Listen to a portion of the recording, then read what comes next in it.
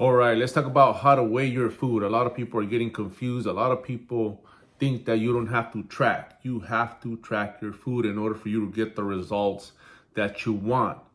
Anybody that's telling you any difference, you gotta like really ask them an honest question, because most of them, they track their food. They just got so good at just portioning their food that they don't have to track no more. They don't have to weigh their food no more. But everybody that has a certain look, a physique, especially if it's extreme, it's very, detailed.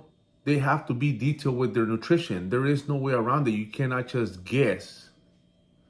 The worst thing you could do is think that you could guess and that you're gonna get an outcome.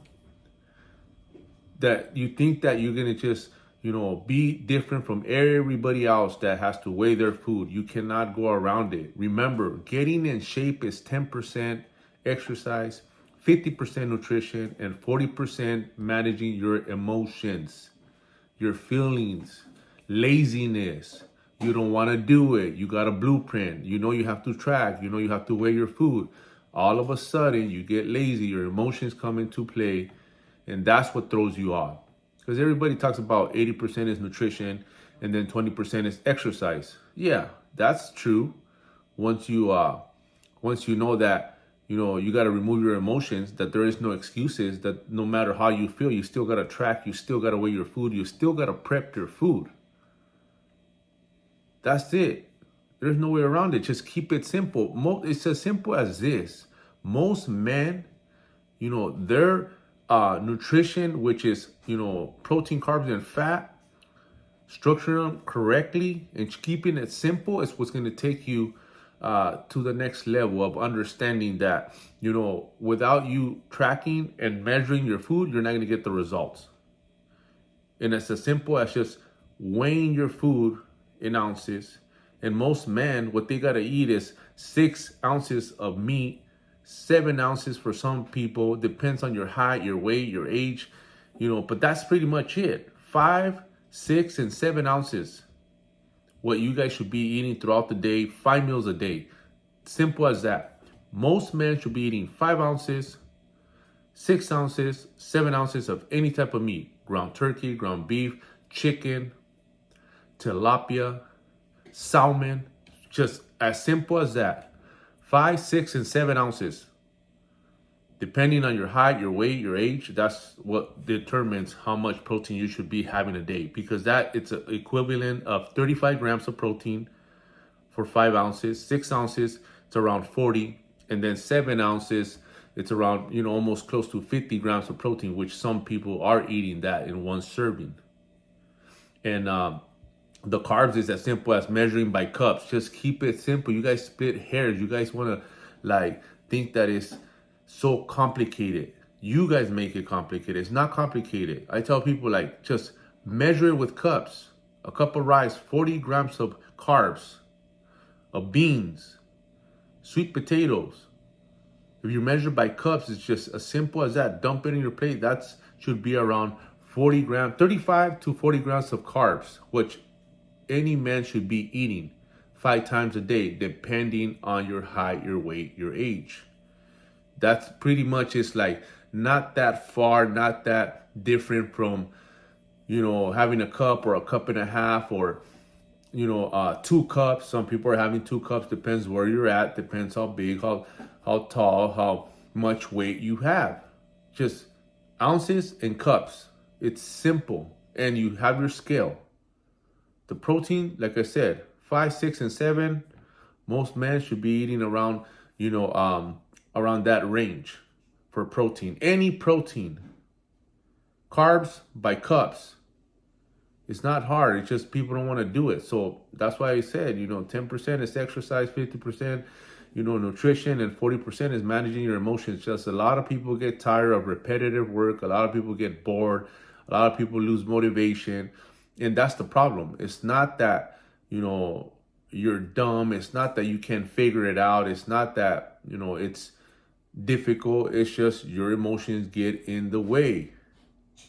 That's why you have to stay ready so you won't have to deal with your emotions throughout the week or you think that you're going to do it day by day, and you get these mood swings, you get these feelings of, not wanting to do anything, or you got so overwhelmed at work that your emotions come into play, you're tired, your thoughts, of just giving yourself a day off. That's what most people do. They get overwhelmed, they weren't prepared, and they just excuse themselves, and they convince themselves that, hey, you know what, it was too much for me, I'll take care of it tomorrow. And then that's the mentality that you're gonna have all the time if you want to just convince yourself to think that, you're the only one that's having a hard day, you're the only one that's, your time's so valuable that you weren't able to make it happen. And no, you gotta put this in your head that there's always somebody doing way more than what you're doing, and they're still making it happen. Why? Because they're preparing. They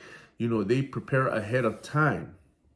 Preparation is meeting opportunity, knowing that, who knows what's going to happen throughout the week. Let me just, be ready and prepare, have my meals locked and loaded, and I don't have to worry about that. I put that on the side. Same thing with the workout. You wake up in the morning, first thing, you sacrifice an hour of sleep, hit the workouts before you go to work, you get that out of the way. Set yourself up. Don't set yourself up for failure. Set yourself up for success. Set yourself up so you could be successful on what you're trying to do. If you're just trying to wing it, if you're just trying to go day by day, it's not going to work. It's not going to happen. A lot of us try doing that already. So learn from our mistakes, learn from others' mistakes, that, no matter how good you think that you're going to do, because it's up here thinking that you're going to be able to wing it throughout the week without preparing, you're totally mistaken. You're foolish to think like that. There's going to be so much, ups and downs, so much curveballs coming your way that you're just going to tap. You're going to crack. You haven't even built that mindset. You haven't even built that habit of being organized and checking all the boxes. And all of a sudden, you think that you're just going to be a pro at it. All of a sudden, you think that you're going to, not go through, any adversity that's going to throw you off and derail you from the blueprint that you got to adhere to, derail you from the plan that you had, that you had to do throughout the week. A lot of people start off good, and then towards the end of the week, they start slowing down. The momentum starts slowing down. So, like I said, there is no way around it. If you keep it as simple as that, just knowing that it's just quick little meal prepping, 2-3 days ahead in advance, that's going to take you far.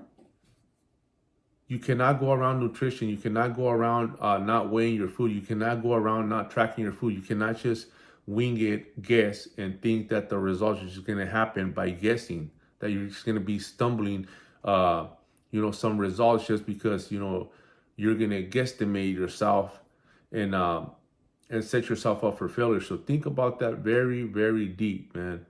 Because if you ain't getting the result, it's for one reason only. You ain't tracking. Success is in the detail, and you're not being very detailed with your nutrition. Until you get the results, until you get your body in control, then you're going to know exactly what I'm talking about. Once you sat down like I did, when everybody was passing me up, when everybody was getting the results except me, I knew that, I was the one that was half-assing the blueprint. I was not weighing my food. I was just, guessing. I was just eyeballing it, and I was just thinking that, this looks good. This looks about right. But every little, thing will accumulate. Every little thing will start adding throughout the week. If you keep doing the same thing over and over again, it's just going to, it's going to add up throughout the week. And instead of being in a deficit, which you should be if you're trying to cut, you will end up in a surplus. Believe it or not, those calories will, they'll build up quick. They'll start stacking up quick before you know it. If you sit down, you do the math, you'll be surprised of how off you are. And for those that think that, eyeballing it is it's good enough, or guessing is good enough, that's why you ain't get the results that, you want. So wake up, realize that, and start putting in that work, because there is no way around it. You're not an exception. Everybody that got a physique that you would want to have, they had to be detailed with what they were doing to get those results. Run it.